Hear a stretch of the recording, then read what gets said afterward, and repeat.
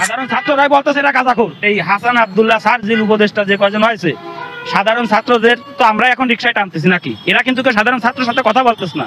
কথা যদি বলি তাহলে আমরাই বলতেছি, তা সাধারণ ছাত্ররাই বলতেছে এরা গাঁজাখোর। এই যে সারজিল আলমের কথা ডাইরেক্টলি বলতেছে, মামা এই কেবলমাত্র যে মেয়েটারা নিয়ে আসলি সেও বলতেছে যে এদেরকে তো টিএসসি গাঁজা খাতে দিয়েছি। একজন মাদক ব্যবসায়ী 10,000 টাকার মাদক কিনে 100 টাকা করে ফুটলা বাঁধতে ব্যস্তেছে, আমাকে মতন রিক্সাওয়ালার দ্বারা আমরা কিনে খাচ্ছি।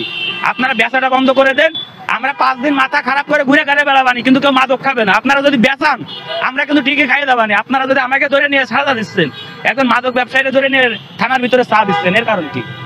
ওদের টাকা পাচ্ছেন, আমাকে দাঁড়াতে পাচ্ছেন না। আমাকে 500 আমাকে ফাঁসায় বাড়ি মারতেছেন, ওর পাশা বড়, ওরা আরো চা খাতে দিচ্ছেন।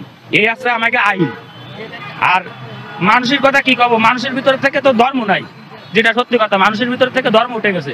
ধর্ম উঠে না গেলে এখনো দেন 5 তারিখের আগে মসজিদের মাইকে সুদ খাওয়া হারাম এটা বলতেছিল, আর এখন ইমাম সাহেবের সুদ খাওয়া হারাম এটা বলে না, এখন বলতেছে আদিয়া, যে কোনো কিছুর বিনিময়ে আদিয়া।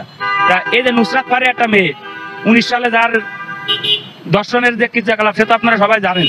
এরা কিন্তু আমাকে কোনো গাঁজাখোর কি কোনো রিক্সাওয়ালা কি একজন বিয়ে মুসলিম দাঁড়িয়ালা ওরা কিন্তু কেউ দর্শন করেনি। ওরা দর্শন করেছে কিন্তু ওই কোরআনের হাফেজ, ওই মাদ্রাসার প্রিন্সিপালই। তা আমরা যারা ইমান নিয়ে কথা বলবো, আমরা সঠিক ইমান নিয়ে কথা বলবো।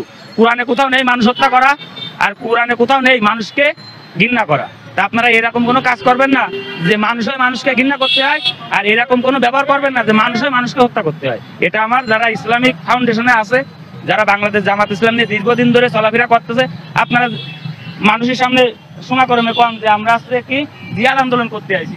তাই একজন বিধবা মহিলার বয়সে আপনারা 15 বছর ঘরের ভিতরে বলাই থেকে 5 তারিখের পরে আমরা সাধারণ মানুষ যুদ্ধে জয়লাভ করার পরে আপনারা আমাদের কাছে বলতেছেন যে আমরা আজকে জিয়াদ আন্দোলন করতে আইছি।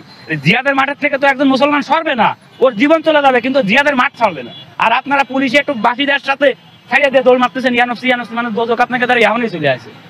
তা আপনারা কোন ইসলাম নিয়ে করছেন? কোন ইসলামে আমরা ভোট দেবো? আমরা চাই বাংলাদেশ ইসলাম কান্ট্রি দেশ, ইসলামে ভোট দেবো, কিন্তু সেটা সঠিক ইসলাম হতে হবে না। আপনারা এমন এসে মাহফিলি করতে, আমরা 71-এর যুদ্ধ মানি না, 24 সালের যুদ্ধ মানতেছেন। তা 24 সালে কি যুদ্ধ হয়েছে? কোন 24 সালে কি যুদ্ধ আছে? 71-এর যুদ্ধের সময় কি কোনো মুসলমান ছিল না, হিন্দু ছিল না? আর এই যে 24 সালে যে বৈষম্য বিরোধী ছাত্র আন্দোলন হলে যে সকল ছাত্ররা আমরা যারা সাধারণ ছাত্রদের পাশে ছিলাম, এতে কি কোনো হিন্দু ছাত্র ছিল না, না কোনো খ্রিস্টান ছাত্ররা ছিল না? আমরা কিন্তু সকলে সাধারণ ছাত্র। এখানে না কোনো ছিল জামাত শিবির, না ছিল ছাত্র শিবির, না ছিল আওয়ামী লীগ। আমরা তো আওয়ামী লীগের বিরোধী যুদ্ধ করেছি, না ছিল বিএনপি, না ছিল ছাত্রদল। তাহলে এখন জুলাই কিছু নেই, মুই খপ কপি বড় বড় কথা কয়ে তো কোনো লাভ নেই আছে? কোন আপনারা কোন বড় বড় কথা করে কোনো লাভ আছে?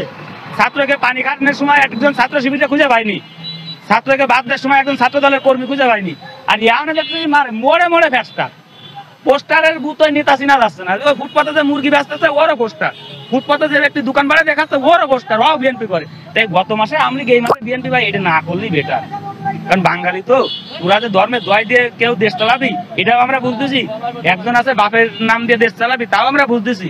যে দেশে স্বাধীনের পরে আমাদের মানে বাংলাদেশের বৃহত্তম নেতা ধরে বলা হয়, মুসলিম বৃহত্তম নেতা আছে ইব্রাহিম খলিলুল্লাহ, আর বাংলাদেশের স্বাধীনতা বৃহত্তম নেতা আছে জাতির জনক শেখ মুজিবুর রহমান, আর যুদ্ধের মহানায়ক আছে জিয়াউর রহমান। তাই একজন বাঁচলে 17 বছর, একজন বাঁচলে 4 বছর। তো তোরা যে কারা এটা আমরাও বুঝতেছি। আওয়ামী লীগ মুজিবুরের হত্যাকারী, আর বিএনপি জিয়াউর রহমানের হত্যাকারী। এ অন্য সাধারণ পাবলিকের কোনো দোষ দিয়ে লাভ নেই, দোষ ভাই তোকেই।